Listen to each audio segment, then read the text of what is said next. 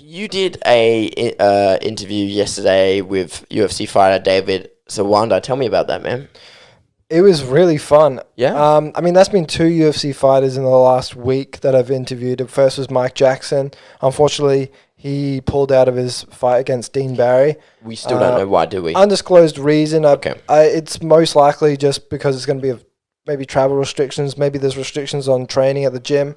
I have no idea. But it's going to be moved to around March or April. The fight's not cancelled. It's just been postponed. So that's really cool. Yeah, I had David Sagat Zawada on yesterday, and that was so fun. You know, he set up to fight Ramazan Emeev, who's a tough Russian fighter. He's a ex-Sambo champion, and he's expected to be a very durable, tough fighter. He's most likely going for the takedown right off the bat, but I really do think David's going to take it away. David's last fight was Abu Bakr Nurmagomedov, who was Habib's cousin, and he submitted him in the first round due to a really good triangle choke. It was very, very, very quick.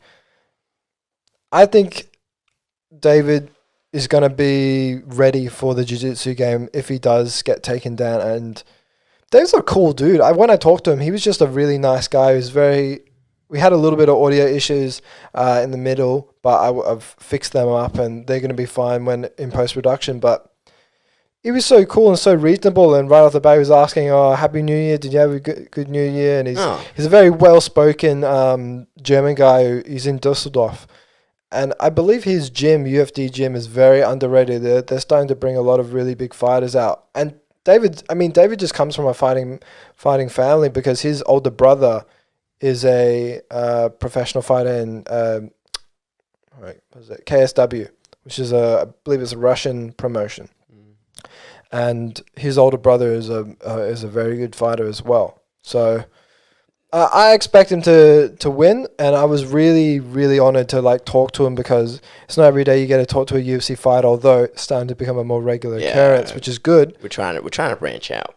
Exactly, but I'm super excited to talk to him again and talk to other UFC fighters because I already knew this anyway coming from a fighting background. A lot of the scary motherfuckers are actually some of the nicest. Yeah.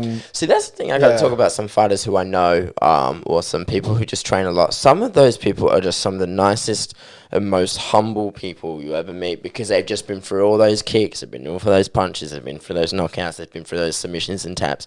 They're very... What's the opposite of egocentric? They're very free of ego. They're free of ego. They're very free of ego. They're humble. Calm. They're humble, calm, and polite people most of the time. Yeah.